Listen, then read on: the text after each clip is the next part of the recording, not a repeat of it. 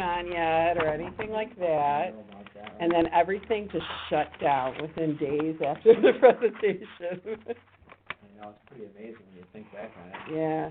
Especially like remember the ships stuck at sea? I Yeah, mean, yeah. that was, Yeah. holy, this is what is going on.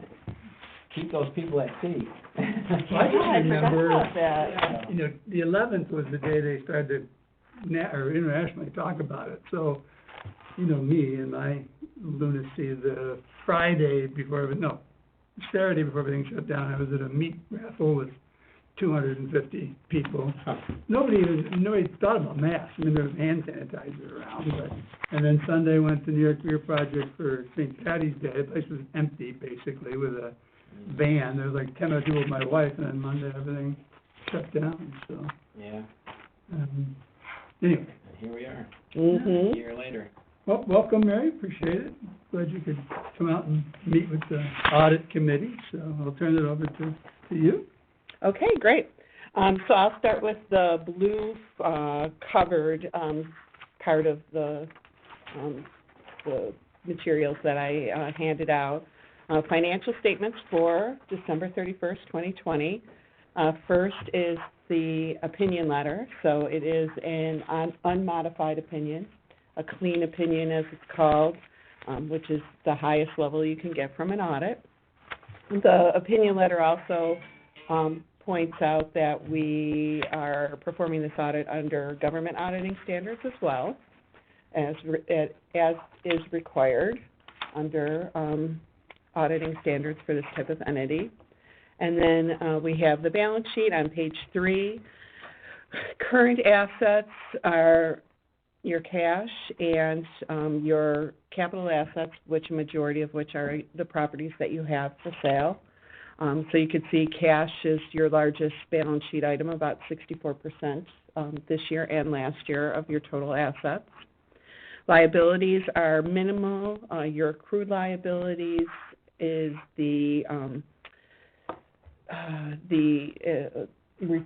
pertaining to the GM lawsuit. It was put on the books, I think, 2 or 3 years ago now. We did get an update from the attorney. There hasn't been any change in 2020. There was a thought that the judge might rule, but that hasn't happened yet. Pretty stagnant. I don't know if it's COVID related. I don't know if it's, you know, just sometimes these things take time. Not really sure. But the $250,000 still sits on the books. You can see there is no more current portion of long-term debt because you paid off your debt in 2020, the bond that you had with the town. However, you will in 2021 have the new debt for the purchase of the Rapids Road property, so that'll be $61,600. That'll come on in the 2021 financial statements. Taking a look at the income statement, operating revenue, administrative fees, and application fees. So Yahoo pays a fee every year. It's the 1% of the 50% of the construction. It's 1% of the construction cost, and then you're getting 1% of that over the next 4 years into 2024. So that is those costs plus some interest that agreed to the agreement that you have with Yahoo. So we'll see that same amount over the next few years. You didn't have any new projects to bring on, so that was the only administrative fee that you had. And then just taking a look at your operating expenses, very consistent year to year. We saw a few fluctuations, decreases, advertising and promotion. You had a new website in 2019 that had brought those costs up a little bit. You had purchased some sound equipment for the meetings in 2019, so that had also increased your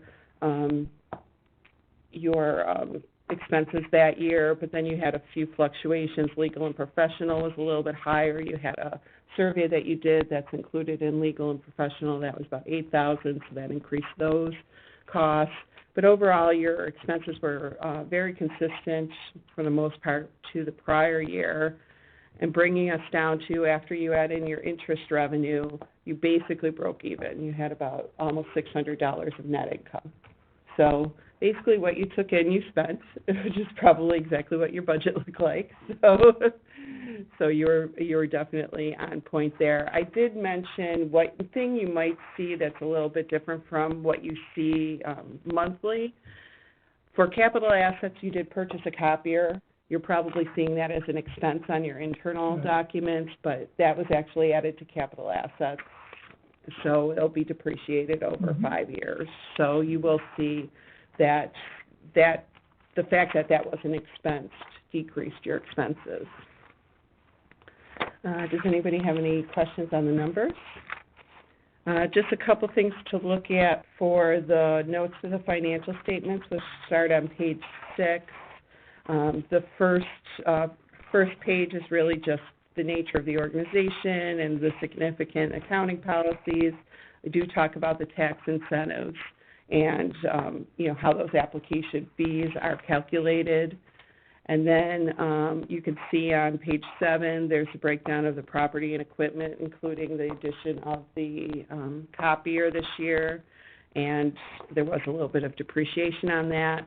And note 4, we note the new bond that'll be in 2021, so we did note that. Also, the litigation of $250,000 is disclosed. And then risks and uncertainties is something that we've been adding to all of our financial statements, just a little COVID update. Every organization, regardless of, corporation versus government versus nonprofit, has had that added in. So there's that. And then the next 2 reports are just the report that we have done this based on government auditing standards. And then the last letter is required because you're a public authority. So that's a letter that's required for that. So those are the financial statements, which I feel like I went through way too quickly. But we had such an easy year. You really did. No transactions, so. Yeah, no, property was bought, nothing was sold, yeah. And we didn't resolve anything in terms of any of the court work or anything like that. So, Right. It was a pretty straightforward year. And is there no, go ahead, Tom. I was just gonna say, in 2019, was that because we had three projects? Yeah. As far as that, I think it was like 3 projects maybe. Yeah, you would have had, mainly, I think it's 2, custom laser and waterhouse water jet. Okay. Mm-hmm. But custom laser was And a huge. piece of A yacht. piece of yacht. Well, yeah, Okay. I thought you, Okay, yeah. Sure, first from a revenue perspective, That was for the sure. bigger, that's right. Yeah, I think that was the year, was that the Yahoo year where they had to do the 50% of the 1% of the, No, or was that the year no, that before? was the first installment, yeah. Yeah, so, To Eric's point, at this time of the year, I'm always deep into the Paris report, which always drives me crazy and frustrates me. But it also is much easier this year because of how a quiet year it was. I mean, no change in board members, and literally the only question I was going to ask you answered, in the sense that I often struggle that kind of what I'm using here and what get uploaded, and kind of our financials always come close to matching, but don't. But you answered that question, and that is that our internal financials expense that copier versus here. So right.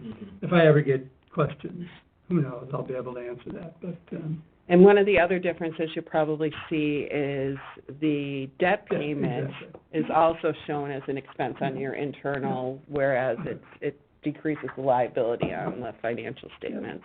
I know Kate and I have had those conversations before where she kind of makes those adjustments at the end of the year, keeping your internals kind of separate from what she gives us based on accounting. Well, a lot of organizations do that, looking at budget versus actual. So.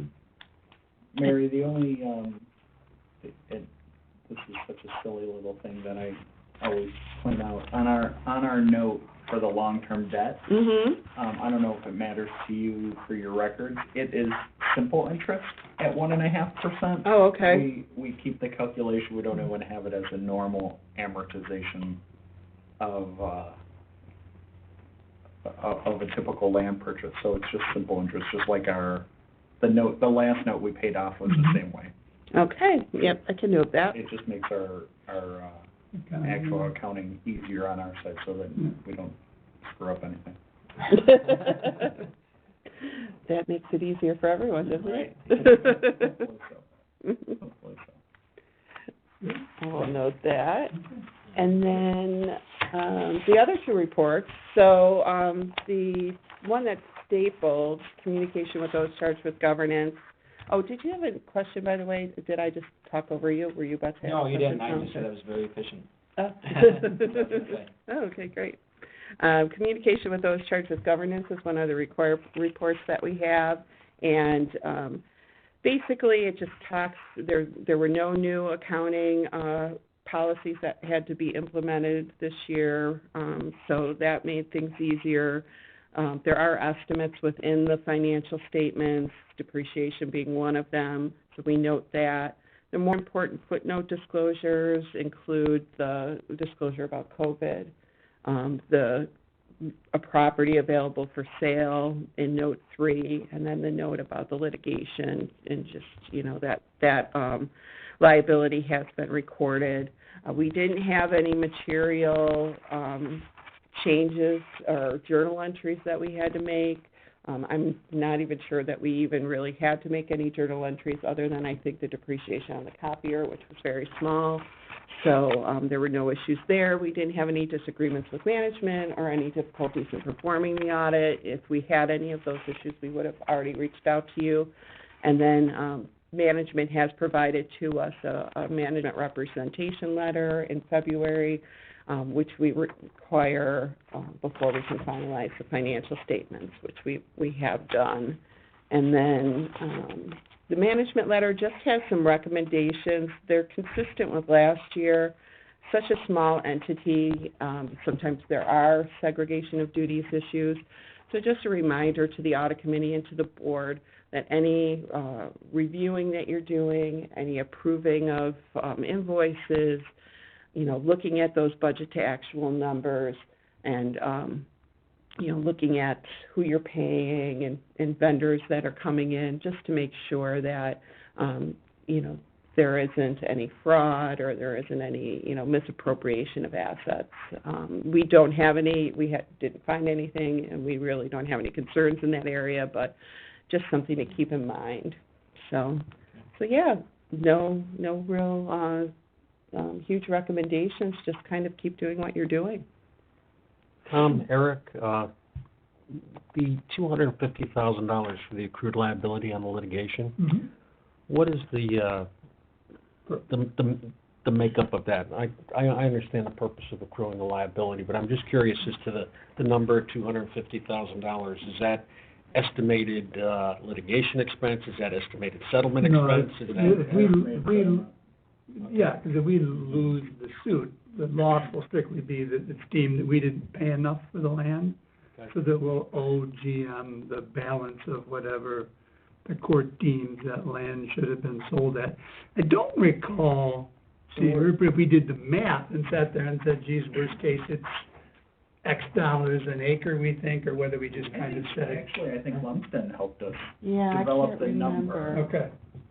But to your one point, it is not any extra legal cost. We're expensing that as it goes. Mm-hmm. And I suppose if we had some way to appeal, then we'd just be accruing even more in that regard. But the $250 is related just to the land value, the potential adverse ruling on the land value. Mm-hmm.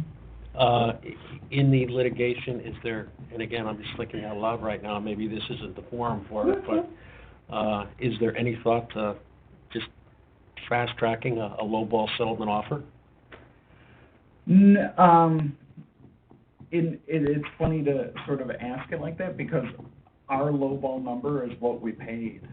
You know what I mean? We've already expended what we want the number to be, so we don't want to actually have any additional money come out of our pocket. Okay, then, are you optimistic then that this is going to be settled at a net zero? Well, it's the judge has been sitting on it. I think it'll be, it might be 3 years in May. It's got to be close to 3 years now. Because I've got May in my head. I just don't know legally how that's allowed to Yeah. happen, because COVID would only be the very tip of the spear as to why it's been delayed. Well, when you're in litigation, pretty much a civil litigation, a settlement can be proposed at any time on the dispute. Yeah. Yeah. So it's interesting because in this situation, the judge ultimately holds absolutely all the power, Mhm. right? So we've paid GM what came out of our, valuation. I forget now who actually.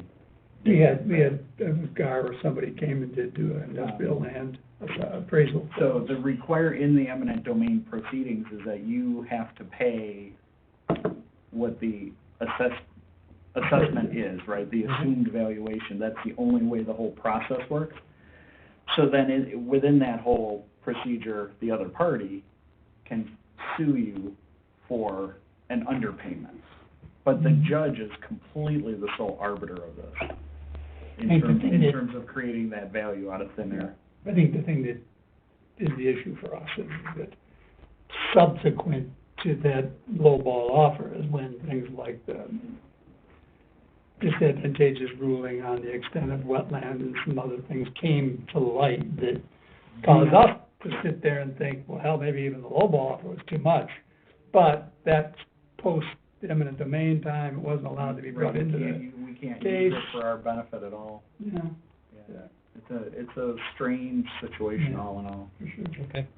Strange on the timeline. Yeah. And then on our side, strange that we can't use the wetland delineation to aid us in the argument. Value, yeah. And I suppose there's no, like, pushing it ahead, you know, there's no call to make to say, you know, I mean, the judge is doing what the judge is gonna do, right? So. Yeah. Mhm. I mean, Morgan, the attorney, Morgan Jones, occasionally will just give us the briefest of update through our, legal representation that there has been no update or that there's, you know, it's on the Right. docket, but we have no idea, are we near the top? Are we in the middle of the stack? Yeah, it's just sort of in limbo as far as that goes. Mhm.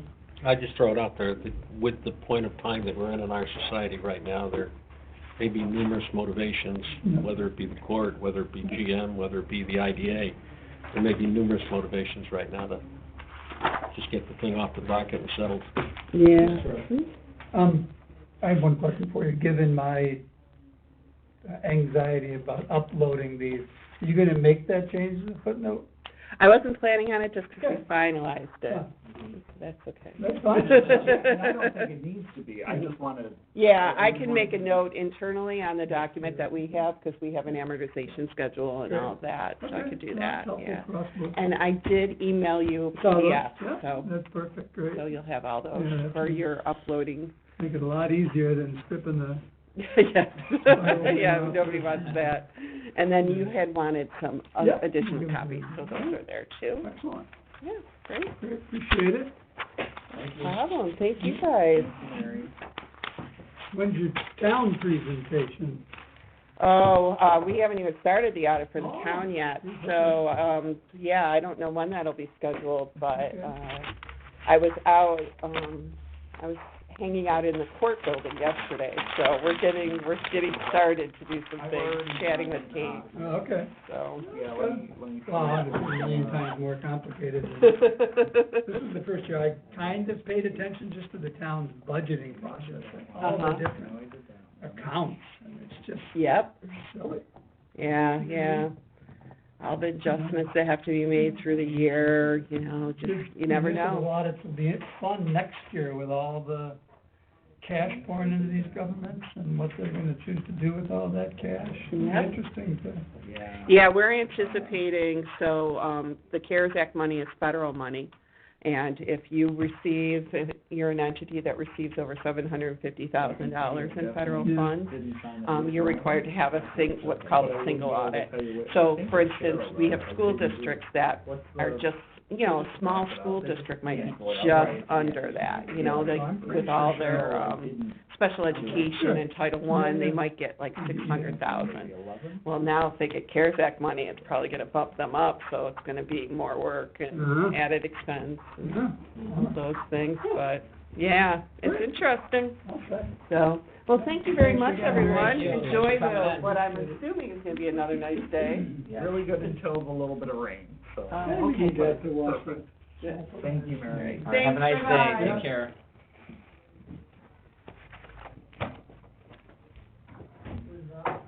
might be a good question for Dan, your question about the settlement. I think there's no urgency to it. It's just, I mean, it's, I'm in the middle of a couple of things right now, kind of parallel to that, not at Okay. that scope or level, but, yeah,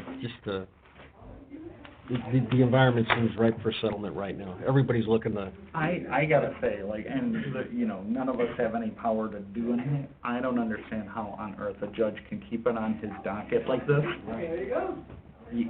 We gave them our assessment, GM comes and gives them their assessment, the attorneys go and argue it in front of them, and the guy doesn't rule for 2.5 years. How on earth, it doesn't make any, you could have ruled in an hour if you really wanted to. right. well, I'm not telling you, Right, I why would know you most wait? court So systems are. compared to what I used to do in my old State job, of how much? flux, backlogs like- after backlogs. Yeah, after it's amazing. backlogs. My old secretary, And I get it if there was, you could never any do sort that of like before, you didn't do that before. worry about evidence, right? You know, if it's some sort of criminal issue, if there's any kind of questioning over the authentic nature of something, it's just land. It's just land. There's no other part involved, but whatever. That's who it is. Yeah, so I'm quite certain of most of the other ones, but I think, in my head, I think I signed 6 of them, and I'm pretty sure Cheryl's wasn't one that I signed. Okay. And that is on the conservative side, right? 'Cause that's what I You need. signed the I need to be petitions that, conservative, not Bob? Republican. I don't know What, how to she the phrased it. Republican people put them This on is the for the ballot? Republican, I have not. Wanna do mine? This is for the Republican. Okay, I'll get Oh, one. yeah, sorry. Oh, Is that- okay, you're you looking can at it as conservative? Yeah, you can Okay. cross me out then, Okay. sorry. I should have checked that That's all first. right.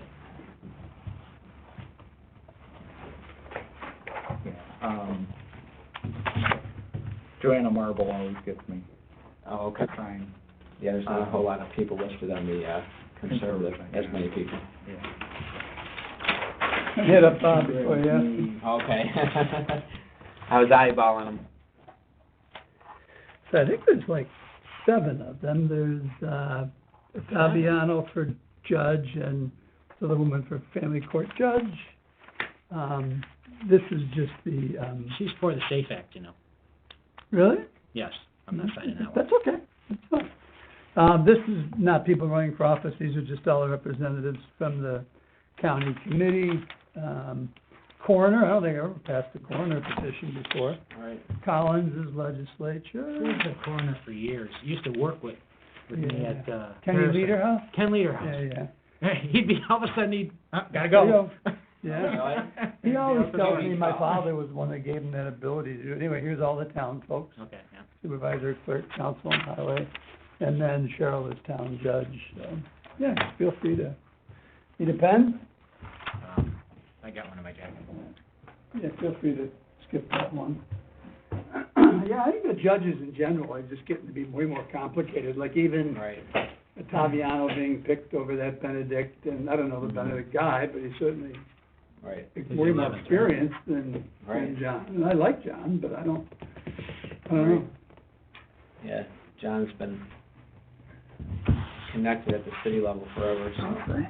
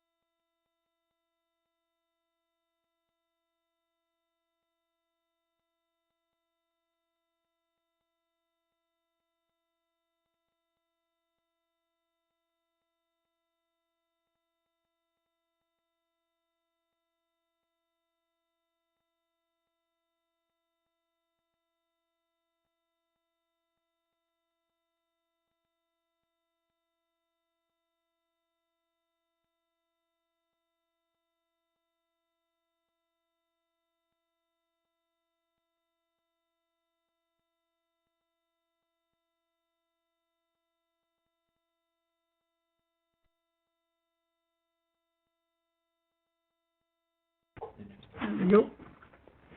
All right, Eric, we're good. All right, we got everyone on, Mike calling in, but we got Dan and Dan and Janine. Janine on the phone, yeah. Write that down. All right, good morning, everyone. Let's call this meeting to order at, I guess, 8:01 on the wall clock. We'll start with Secretary's report, side of the world, and I will take a motion for approval of the minutes of the meeting of February 11th from anyone but Harry. Since he wasn't here, he can't make that motion. I'll make the motion. I'll second that. Bob and Todd, thank you. All those in favor? Aye. Aye. Any opposed? Thank you. We'll go straight to Bob for the treasurer's report. Okay, statement of cash transactions, the only thing coming in for the month was the interest from Evans. Disbursements that we made, to the town, Tom, computer work, Essentials Design, there's actually three that total together to the $435 on the next page, which is the Essentials Design Group, and Summit. And also, I think, no, maybe just those two. Yeah, those two. Essentials Design Group and Summit, which are a combination of website and advertising, right? Mm-hmm. Business Association dues and the audit, Lumsden and McCormick, $3,800. So total out for the month, $8208.81. Going to the income statement where it's more further detail, administration and management fee is the 38 or so on the previous page. The auditing's the 38. Meeting expense again and the dues, that combination of 435.18, and then so the net for the month, a loss of 79.63. So for total for the year for net loss, we're at 23.965, almost 24K. On the balance sheet, checking still hovers right around the 100 where we keep it, and then savings account is at 1597.052. Total assets, so we're going to talk about it again at the bottom. The liabilities are the two bonds for the piece of land and then the long-term bond. The accrued liabilities for GM. Fund balances there you can see again with the purchase of the Rapids Road property. Fund balance of $1386,336 and our total number of $2711,681. Anybody have any questions? No. Can we have a motion to accept the treasurer's report as presented? So moved. Harry, do we have a second? I'll second. Dan? Thanks, Dan. All those in favor? Aye. Any opposed? Thank you. Bob, the bill for this month? Okay, we want to pay the town of Lockport for the monthly contract, travel and such refund of, or no, travel is the next line. Kind of a back pay for Christine. Mm-hmm. And then the next line is Tom's mileage, more computer work for setting up Christine, okay. Recording fees for the piece of land, and then WSP is the... Used to be Ecology and Environmental. Oh, okay. Yeah, they Change just your name? corporate buyout, yeah. Oh, I didn't know that. Okay. It's for the avian work of $25.59, and I would like to move we pay those. Do we have a second? Second. Harry, all those in favor? Aye. Aye. Any opposed? Thank you. Thanks, Bob. Administrative director, we're missing number 3, I'm guessing, can't quite. I think treasurers are supposed to be 3. I think we break it out like that, but whatever. All right, to start off my report, I want to introduce Chris Dumont, Hi there. a relatively new administrative assistant, this week 3, I think. Yes. I think week 3. She had a COVID scare in the middle there, which nobody likes to have in the middle of their new job, but hey, it happens. Welcome to the office. Yeah. Thanks to my brother, but. Dan Seaman, our attorney. Nice to meet you. Bob Runk, you met earlier. Yes. Eric Connor, the chair. Nice to meet you, Eric. Hi, Chris. Todd Fergali, the vice chair. Good morning. Nice to Todd. Harry Anderson. Hi, how are And then on the phone is Janine Chat and Dan and Toyak. So you'll get to meet them in person at a for another date, but, Hi, Janine and Dan, how are you? Welcome, Christine. Thank you. yeah. Any questions for Christine? Everything's good so far? So far, yes, I'm Good. very happy. Everybody here's very, very nice place to work, and Tom's very laid back and easy to work for, so can't complain. Good. Thank you. Welcome. Well, welcome. Thank you. Thanks It a was lot. nice to meet everybody. Thanks for coming in. All right, let's see on my reports. Yeah, you can just stick with it, Tom. Yeah. You've got the floor for a while, I think. Yeah.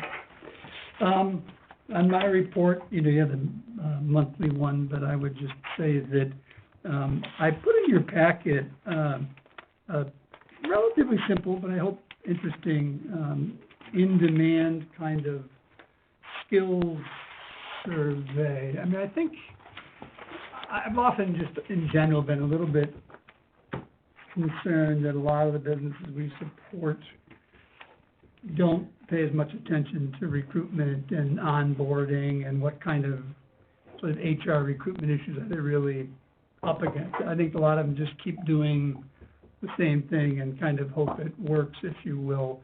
I've been a little frustrated that there isn't a lot of the kind of information that you see in here, and I don't remember what sort of national survey I kind of stole some of this from, but I am pleased to see that so far, a lot of times our businesses are so busy that they just don't get the stuff, and myself or Christine have to hound the daily for them.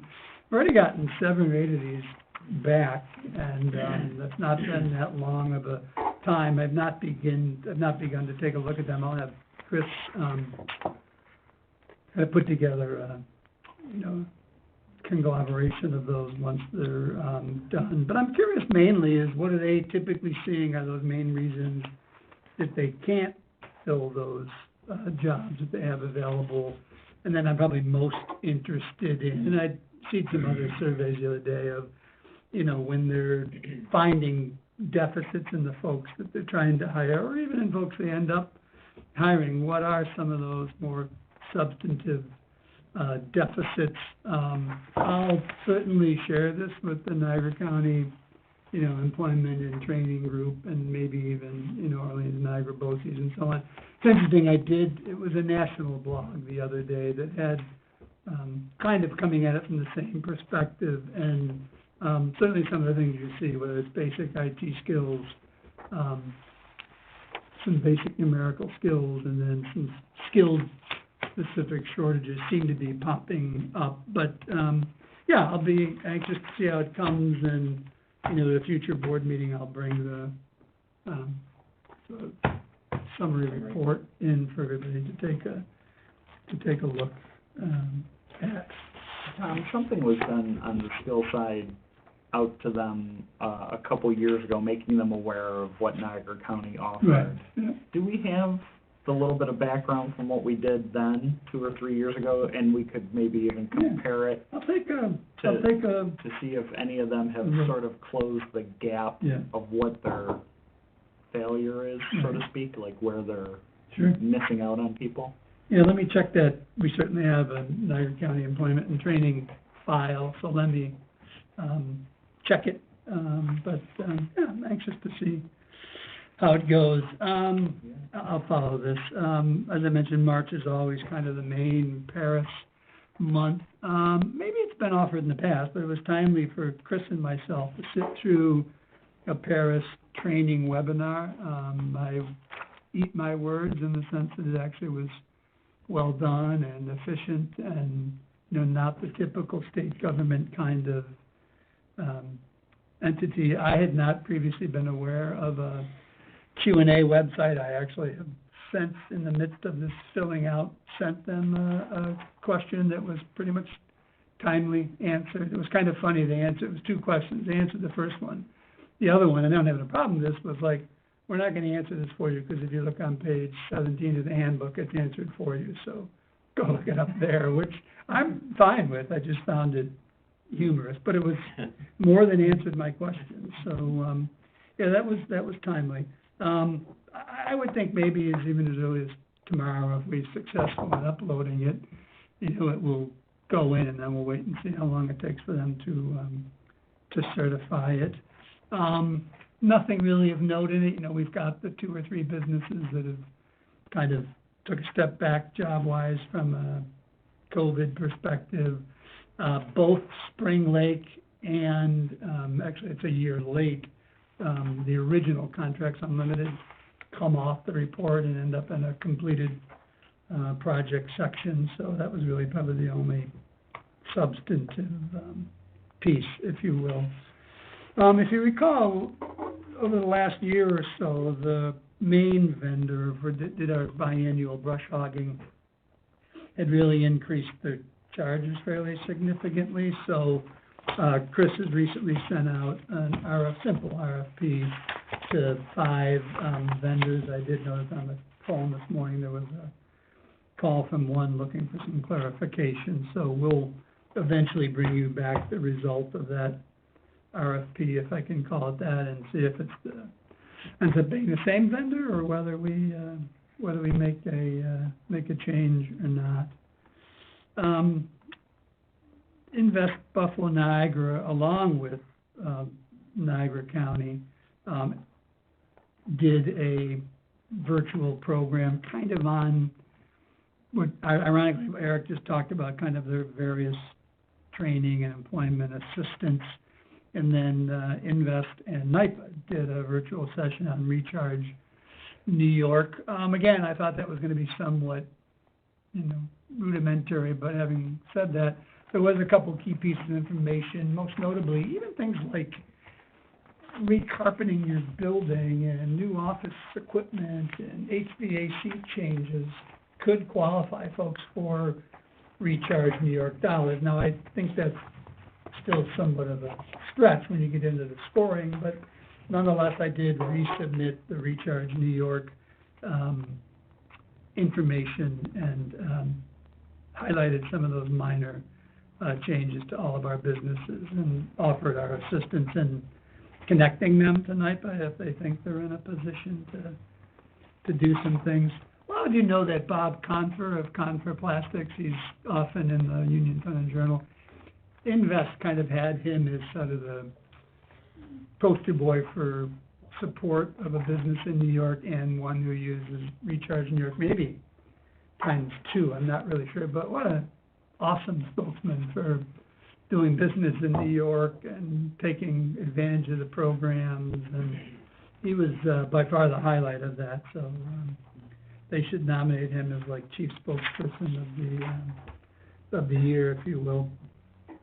On the town side, real quick, obviously the rail trail's been done for a while, but Kate and I finished up the reimbursement packet that's been submitted to Niagara County. The grant total is $116K. They've actually already mailed the check already, so that's a lot different than dealing with New York State, if you will. So I would think literally the town will receive that today or tomorrow. So that's a big help. On the Invest Buffalo side, but if you also were to go to Niagara County's website, IDA website, or a number of commercial realtors, there is a program called the Commercial Listing Service, CLS. Beyond what we do on LoopNet or CoStar, kind of the typical commercial real estate site, we do have all of our properties on the CLS. That's been significantly updated and upgraded, so Christine and I sat through a training the other day. We're really just waiting till they send us the new URL and we can kind of go in and make a few changes. But I was pleasantly surprised how many commercial realtors were on the call. So, and I've got something in executive session that maybe ties into that. But so that'll be a much improved program, and looking forward to our ability to do some things once we have that new URL.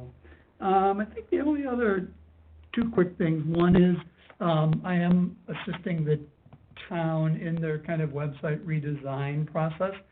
At this point, that was simply taking the RFP and putting together kind of a summary review document on Excel, and then doing the initial review of the 4 RFPs that were received. Interesting enough, one of those was not from the incumbent vendor, and it turns out that it was mailed to, I can't even tell you the address it was mailed to. It wasn't even close to where they're operating from and so on. So we do still expect a response by tomorrow from the incumbent vendor, but we'll let you know. I think there's 2 really strong proposals. The other 2 were not very strong. So at some point, the town will put together a kind of a working committee that either myself and or Chris will be on, and we'll see how that works out. The only other thing I would mention is that I did just this week invoice Verizon Media for their annual payment. We did it in late April last year, but now that we have the information from John McCarthy, we went ahead and sent that out, so that 109 and change should be forthcoming. It does take them a good month or 6 weeks to pay, but at least they now have the invoice in the format that they wanted it in. So I think that's it. You do have the marketing report. It's over on a separate page there, but relatively steady. So did I miss anything? I think so. No, that's it for my report. Anyone have any additional questions for Tom? Okay. Dan, do you have anything you want to report at this time? Anything we have going on? I'll do the online executive, I guess. Okay. All right, we'll go to old business then. If you can look in your packet at the soil testing proposals, a lot of information on the newer one, which is the Intertech PSI, I guess is how we'll call it. Yeah. And then we have the existing one, which we saw in February, as I recall, but we are waiting for more proposals. So the second one from, I'll call it SJB Services, I guess is all they're known as. We've had that one, and I asked our resident engineer sitting to my left to quickly give me the bird's eye view of it, because the pricing difference is substantial, but neither one is incredibly challenging from a price perspective. And if I can paraphrase what Bob said, the Intertech one doesn't do the soil analysis that SJB would do, and I guess that leaves us with the idea of how much does that matter? If we can save $1,500 and avoid it, is that acceptable? And I don't know. Yeah, I mean, that really was, well, one, we needed that second RFP, just given our procurement report, given where the dollars were coming in, which is fine. They were responsive, if you will. My goal, remember that 10.4 acres is flat. It's annually farmed, as we often chuckle, so it's, relatively tillable soil and so on. My biggest concern really is that depth to bedrock.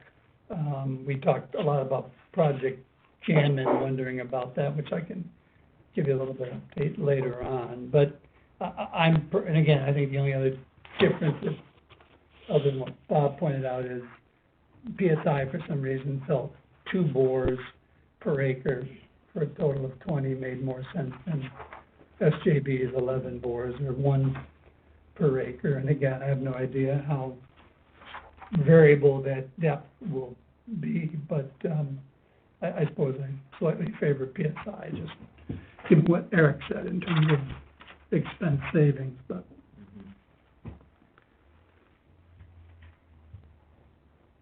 Bob, do you have any opinion on? Did you mention you're still waiting for more? Oh, I'm sorry. We had sent it to a third party, but we've not heard from that third party, and given the dollar value, 2 bids is adequate for the procurement policy. Yeah, the only thing I would ask is, from previous builds in the park, do we have an idea where it is? It wanders pretty greatly. Yeah, There's So- some spots where it's actually, the amount of soil is quite low. And 2 then feet is all. Yeah, and then there's spots where we're at 6, 7, 8 feet. Okay, so we don't have anything on record which is more than 9. Correct, that 2000 topographical survey with the infamous 41 boards that we still can't find any grids for, the max was 9 and some change. Okay. Now, I'm gonna assume that, now when you think about as big as the park, if they, again, not knowing where the heck that grid was, I think that's pretty representative, but yet, Well, that should be enough. I think so. Yeah, Yeah, I'd be PSI. That's all we need to know is the rock, yeah. so. Okay. So, yeah, if somebody wants to make a, Do we have any other questions before we move forward then? Which one are you going with? PSI Intertech, that one, yeah. Okay. And it sounds like that might be a good idea, since they are gonna do 20 Yeah, homes, we and you got- said it varies Little quite a bit better bit, map. so, Yeah. little better mapping. Okay, so if I can, I would make a motion to go with if PSI. I can make the assumption, Bob, that you'll make the motion? There we go. I'll second that. All right, so we got Bob and Todd on the motion to accept the Intertech PSI bid as proposed. Does anyone have any additional questions before I call the vote? Thank you. All those in favor? Any opposed? All right. Appreciate it. Thank you, everybody. Good. And we wouldn't expect there'd be any meaningful delay in there? No, no, I think they were They should, timely. something like that, they should be able to. Yeah, pretty I quickly. spaced the other day, I was out at the park looking at a couple other acres that I'll talk about later, and meant to swing by just to make sure that there's either a culvert pipe and access point onto the land, or maybe there's even points where it's at grade, although I doubt it, but again, given the fact that somebody farms it every year, I'm They feeling must get on it somehow. they're based on the access point, but I wanna go back out and look at that before we green light them, just so I know that here's your access point and so on. Yep. Next on our agenda, adopt 2020 external audit and management letter. Has everyone, we did our, annual meeting, did everyone have a chance to look at the letter that, Tom had forwarded, or Chris had forwarded, I think it was actually about, a week ago, Yeah. 10 days ago? Did I only send it to the audit committee, or did you guys also get the full set? Dan and Janine, from the auditors? I don't remember seeing it. Yeah, they may not have. I do now have electronic, ones that we'll send to you this morning, but I also have, hard copies for both of you that we'll put in the mail today for you. Okay, so there's no problem if we push off that vote then to next month, right? It's not, it's not I don't know if necessary it is for Paris or Yeah, not. I was just gonna say for Paris purposes. We could do an email vote next week if it's That's time fine. sensitive. You know, if they haven't seen it, Yeah. I don't Yeah, yeah, wanna force it on them. that's fine. Okay, so we'll punt that until, Dan and Janine can get receipt of it, and then, the audit was very clean, Dan and Janine, just so you know, there was nothing that came up of conflict or question, and the year was very straightforward, so when you get the material, it'll be one of the easier, reports that you come across. Hopefully you can hear me talking okay. Yep, sounds good. Awesome. Yep. So next then will be, a motion to go into executive session for consultation with attorney, I would presume. So moved. Harry, Second? Second. Janine, thank you, we'll give it to Janine. All right, so let's get our mute on.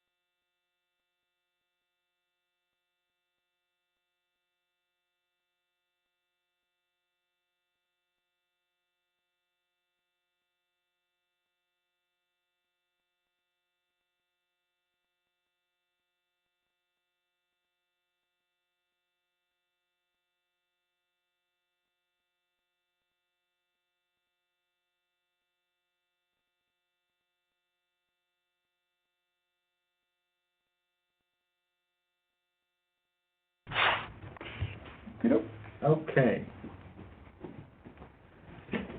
So if we don't have anything left for the meeting, I'll point out we've got Thursday, April 8th as our next scheduled meeting, 8 a.m. But for anyone on the governance committee, they are going to be here at 7:30, and we'll of course have an email out to them as a reminder. So basically, if you weren't here for audit this morning, you're gonna be here for the governance committee meeting. I think it's pretty much how that works. Janine and Dan. Yeah, pretty much how that works. And, if there's nothing else, then I'll take a motion to adjourn. So moved. Second. Thanks, everybody. All right, thanks. Okay. And Take care, Janine, folks. Janine, I already sent both of you the electronic version of those audit files, so, let me know that you get them, but those just went out about 5 minutes ago. Okay. Okay, thanks. Yep, bye-bye. Great. That's efficient. Hey. Appreciate it. I ordered enough work. A March meeting Keep where moving. I didn't wear a jacket to the